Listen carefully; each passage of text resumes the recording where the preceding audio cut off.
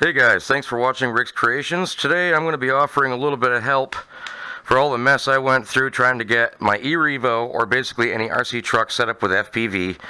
Your original transmitter is usually your 2-channel or a 3-channel transmitter, and that's not going to allow what you want for, with the head tracking, and if you want to run any other channels than just 2 channels, you're going to have to switch out the transmitter and receiver. So these go out the door. And at first I tried it with this. I figured this is a multi-channel transmitter. An old Tower Hobbies, same thing as Futaba. And I've got the trainer function. In order for me to set up the FPV and the head tracking, I need a trainer port. So I figured, I'm all set with this radio. Well, I was wrong. This one is computer programmable, but not the trainer mode. So I had to move on to this radio, and I'll tell you that why in a second here. But basically, the main problem was when you hit the trainer switch, you send over all of your controls out the trainer port to the other radio. Now, if you can't go into the trainer mode and control which channels are sent over, as soon as you hit the trainer button, you lose all control of the airplane. All you can control is the pan and tilt and roll of the camera with your head movements with the built-in gyro of the V2 Attitude goggles. So how do I eliminate this problem? It's like, well, I basically need to get one that I can computer program. So, out with this radio. In with the Devo. Then I realized, wait a minute. Usually they come with the throttle all the way down.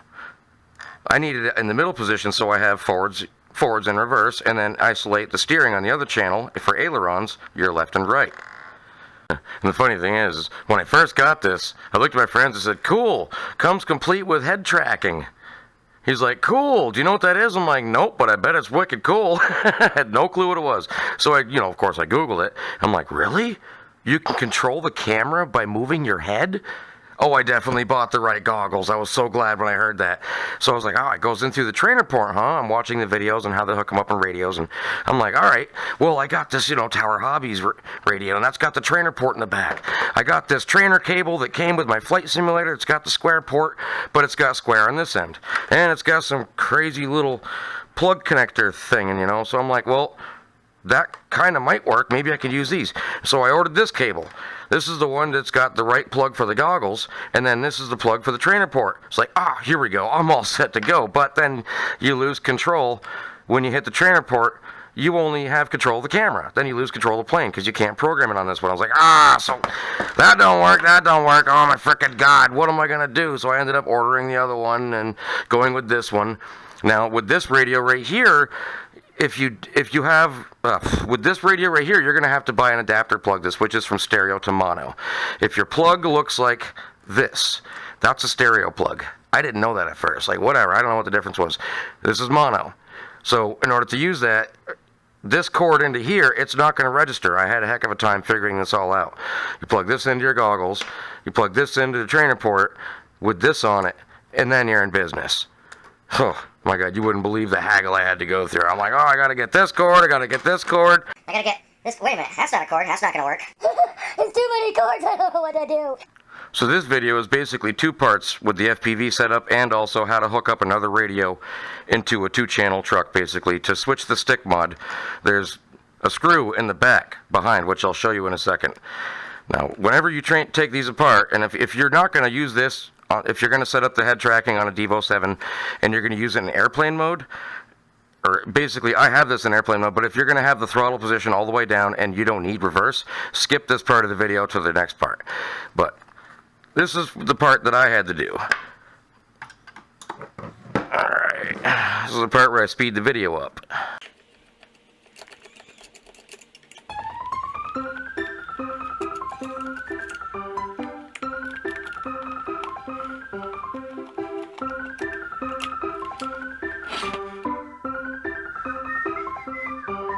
Yeah, the boring part.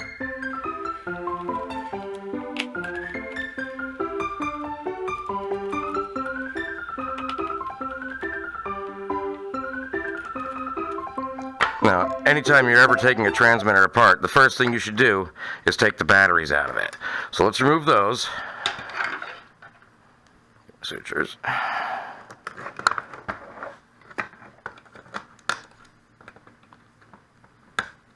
Oh, come on. Wow, that's really in there tight. It's tight. It's in there tight like a tiger. Oh, you just let it go. Alright, so then once we get all the screws out, that would be these 6 screws right here, here, here, here, there, and there. There's nothing behind there. That's just a fake rubber door. Open the radio up. Now you're going to want to kind of set it like a so before you move it too much. And pull out this plug here and this plug here so you can freely work on it. Now if you don't have these sutures, you can just do it with your fingers. These pull out pretty simple. Just don't ream on the circuit board. Definitely don't put no metal tools in this area. Alright, so this is free and away. Now you're going to notice when you look inside this, there is a screw right here. Now on some of the transmitters it may be different. And then after you're going to have to adjust this screw and this screw to tighten to release the tension on this bar right here. That's what actually keeps it. If you look really carefully, you can see how it acts like a brake. So when you set the throttle, it would stay in that position. When you're switching to an RC truck mode, you're going to want to loosen that up so that it doesn't grab, and then disengage this screw, at least on a Devo 7. Now if you watch, I made an access hole in the side so I don't have to take this apart to switch it anymore. If I hold this down and put that screw back in where it was, you'll see that it switches back. See how it's holding onto the brake right there? Now it's back to regular airplane mode. Actually, wait, I think I went too tight.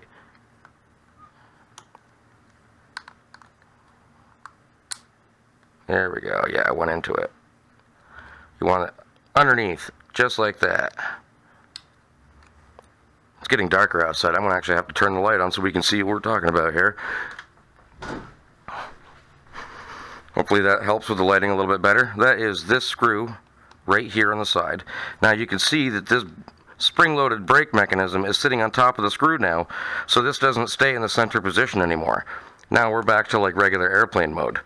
To disengage that, undo that screw, and that's going to drop that back down and switch it back over. Bring a couple of turns out so you know it's not going to rub. Now, there we go. Now we have forwards and reverse. Now, when you set this up with the FPV into the trainer port, you're going to notice on some transmitters, the trainer mode is not changeable. You can't switch trainer on and off to another button. Some radios do offer that option, but the Devo 7 does not. So I had to take this switch out and replace it. Otherwise, I would have to keep my finger on the trainer switch the whole time, which is just ridiculous. No way. Not going to do it. So that had to go. Had to replace this switch too, which is a funny story about my fiance, and she said, honey, can I play with your radio transmitter? I said, yeah, no problem. There's no way you can hurt it. Probably 2 seconds later, she hands me this little knob and says, is that supposed to come out? I don't know how she did it, but either way, so that one's changed now too. I didn't want to have the servo mixing switch deactivated or something, but it was a quick and simple fix. I went to Radio Shack, I purchased a three position switch, but I clearly noted with a little black dot on top the position of the switch before I removed it, and only did one wire at a time, just like spark plug wires in a car. I didn't want to do them in the wrong sequence, so I took one off and put it to the next switch, and so on and so on. But there you go. Now let's put the radio back together, and I'll show you basically how to get this all set up onto there.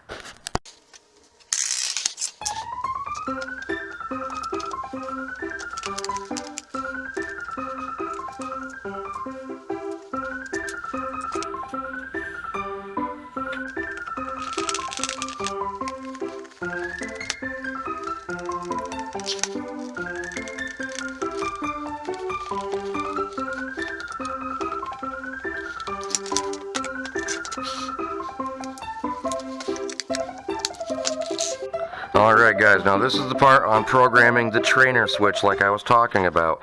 You have to go into the computer mode. Now this is set for center position mode, where normally you would switch this one for throttle in UK mode, or I think it's UK mode. But either way, now when you turn it on, it's going to yell at you because it doesn't have it at 0%. So just hold it down for a second. There we go. Now it's going to try and search. Press up and you can eliminate that search. Now by pressing the enter button, you bring up either system, model, or function. You're going to want to go over to function.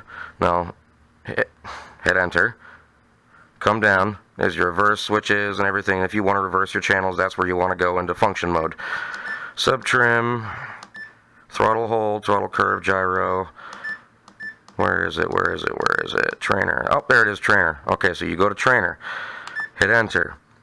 Now, this is where you shut off or turn on other channels. When I hit trainer, I only want 5, 6, and 7 to go to the goggles. The rest, I want to keep control. So you notice elevator is inhibited. If I hit this, that's activated. That means when I hit trainer, I lose control of elevator and it goes to the trainer person. We don't want that. So make sure all 4 channels are inhibited. You scroll down through with this button right here. Aileron, throttle inhibited, rudder inhibited, and then you move to gear, it's activated. Flap activated, gyro activated. And that's basically how you have it set all up. Hit exit, power back off, set all up back up, and you should be set to go. Alright, now on to the part where we're going to put the, incorporate the Devo 7 with the Devo 7 airplane receiver into a Traxxas model, or basically an RC truck. You're going to have a 2-channel speed control. Now these speed controls do not activate or arm until the throttle position is at 0. With my other radio transmitter, I had it in this neutral position and didn't have to calibrate anything, and it just turned right on. Over in my grandfather's old boat, in that old 2-channel Traxxas ESC. But this ESC didn't like this setup, or basically it didn't like this transmitter. This transmitter thinks that it's at 50% when I have it in this mode. So what you want to do is you want to turn this on. First, hold this all the way down. And this is only with the Devo 7. With other radios, you don't have to do this. Turn it on. Now I'm all powered up. ESC is on. Now let go to the center position. Now before you do that, you make sure in your sub trim that you have all your trims to 0. Otherwise, it's going to take off across the table. But the throttle position is going to say, now let me pick it up just in case I don't want it to take off. See? So when it's in neutral, it's at like a 50% mod. I'm going to actually have to, ooh. That's not safe to sit on the table right now. I'm going to power that off. When I put the transmitter back together, I didn't adjust that screw properly, so now the stick is not quite staying in the right spot. But basically, that's how you have to get that all turned on. Turn it off again real quick just to show you how I have the steering set up.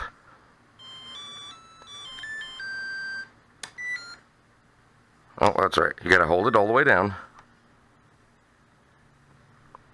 Hold all the way down. Power on. See the red light, or basically it's arming now. Let it go to the center position. So now I should have my steering in left and right. Now I had to reverse a channel to get this right and trim it a little bit after, because these servos didn't exactly like it, but I've got them centered and I drive it straight now, so I got left and right on this channel and throttle forwards and reverse on that channel. And don't ever make the mistake that I made. Larry, if you're watching this video, this totally reminded me of you the other day. Sitting in a room with a bunch of my friends, and I had the dumb move of shutting this off first while that was still on. This truck has a lot of power. It ended up across the room and started climbing up my fiance's arm wall, basically flipping over and tossing and tumbling. I had to stomp on it like I was killing a wild animal. Yeah, don't ever make that mistake. Always shut off the ESC first, or your receiver and all that, and then power down your transmitter last. Alright, now what I did hooking up out of the receiver, because, oh, yeah, move this over here. Now, what I had to do was make a new box, because the new receiver was not going to fit in the old waterproof box, and the original receiver that went for Traxxas was a tiny little thing in there for 2-channel. Now I've got a 7-channel receiver in there, so made this little box, just threw it together real quick, little screw in the top, wires are coming out, kind of a little close to that motor, so that I'm not very happy with that. I should put something in here to kind of keep the heat from the motor when these brushed motors heat up. But what I did was I ran 2 channels out for my pan and tilt. I don't really see a reason for roll unless you're in an airplane or a quadcopter. When you're on a ground platform, all you really need to be able to do is just roll to the not roll, pan left and right, or tilt up and down. So I only have pan and tilt going out of here. I took some servo extensions and ran them in. Now this is just an example. Get a little pointer here. You've got your basic 4 channels, your elevator up and down, your aileron left and right. Now basically aileron is where I ran my channels. I have 2 servos on this one, so I had to run a Y-splitter to the aileron channel. So that way, when I hit left and right on my transmitter, that's basically my steering, like it would be a steering wheel on a 2-channel setup. Throttle, you run your ESC, your speed control, into channel 3. On a Traxxas transmitter, it would be channel 2. Or actually, I don't even remember. I haven't ran one in so long. The rudder is not even used. And the FPV, the servo extensions that are coming out are ran out of gear, auxiliary 1, and auxiliary 2. So these next 3 channels after your basic 4 are the ones that are the original program. When you turn these on from the factory settings and you activate the head tracking mode, it's going to go to channel 5, 6, and 7.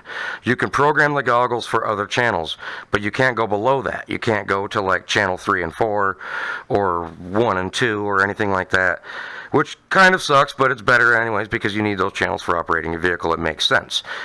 So what I did was I went into gear and auxiliary 1 and I ran these servo extensions out. So now on the body, over here, I have my homemade little foam board box that I made for the video transmitter and my GoPro case because the original camera setup that comes with it doesn't have sound. I wanted to not only be able to record, but also see a better picture and have audio.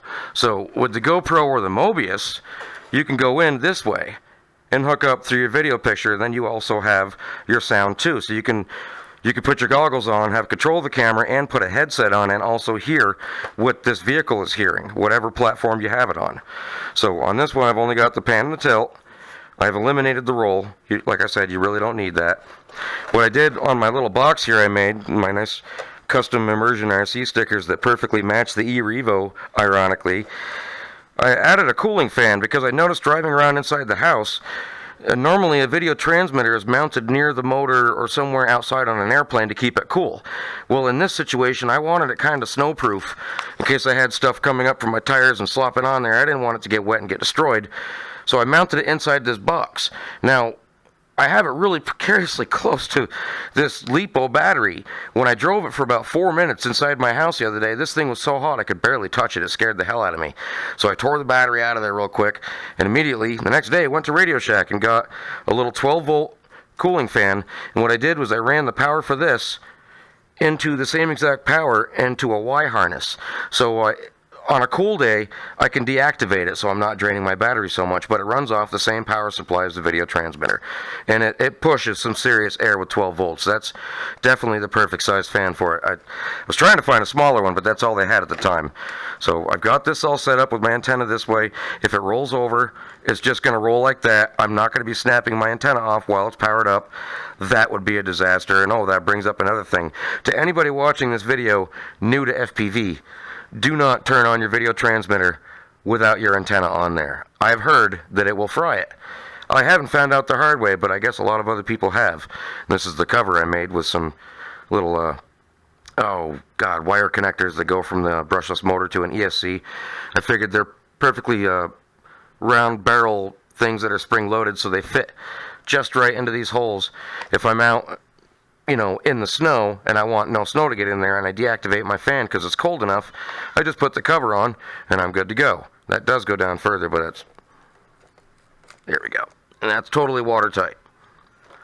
Alright, so I've got, out of my little pan and tilt setup here, I've got the 2 servo wires coming down for pan and tilt, and I labeled them so that when you get on the other side of something, you know what wire is what, and you don't have to try and trace them back through. Definitely a smart thing to do is label them. So now I bring this over to my vehicle here, grab my pan and my tilt wires, match P to T and T to P. No, the other way around. T, T, and P, P. You said P, P. Hook this up. Oh, that's backwards. Now this plug doesn't have the little line on there that's foolproof. So you want to make sure you got the white wire where the light colored wire is on this plug. So brown will be black in this case. So let's make sure that's on top, and that's plugged in properly. If you were to flip that around, it'll still let you plug it in, but it won't work. Alright, that's my tilt and that's my pan. Left and right. Alright. Now let's show you how to get this all turned on. Now, this is easier with the body off when I first do this. So let's turn this on. Oh, actually, let me get my goggles ready, because I gotta have all these wires hanging off my body. By the time I'm done with all this, you're freaking half cyborg. It's too many cords, I don't know what to do. Oh, that's the wrong end. Now this is the end that goes into the goggles. Now I recommend not even hooking this into the trainer port until you're powered up and your truck is all powered up. Make sure it's in a safe spot, it's not going to take off the table. What I'm doing right now is definitely not a smart idea. But just to give you the basics of how to do this. Alright, so I'm all ready to go with the goggles. Video transmitter's all set, ready to go. A little personal checklist I'm always making here before I do this. Let's go with power on the truck first. Alright, steering, do not touch the throttle. Let's just throw the body on loose. I'm not going to bother putting the body clips on. It's just basically for a test. Now, you don't need the FPV turned on. I actually do not need to turn on the video transmitter to test this, because this is just using the built-in gyro in the goggles to control through my transmitter. So you really don't need that. If you want to see, then you need the video transmitter on. So let's see. I'm in trainer mode right now. Now I switched the switch so we don't have to hold it down. We can let go and we have full control. Now what I'm going to do is get this turned on. Now notice the camera's kind of going nuts right now because they're on weird channels that are only in control in trainer mode.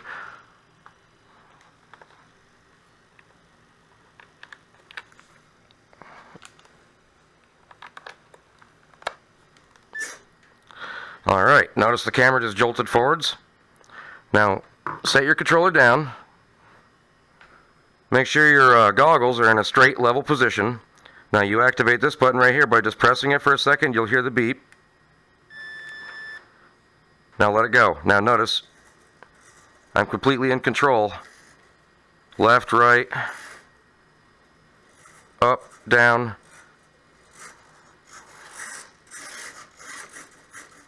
That's pretty cool.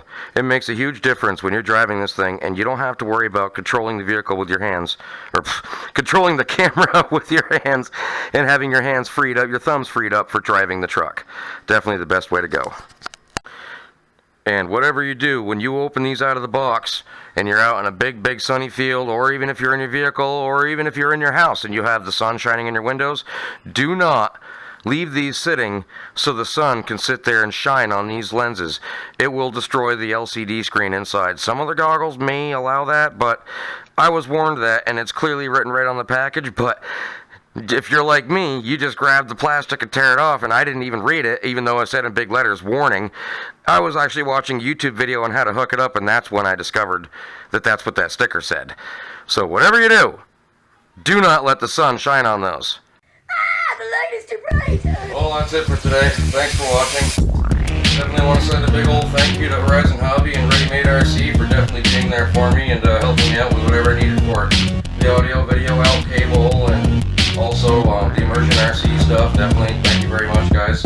And hopefully these tests were able to help you guys out. Thanks for watching.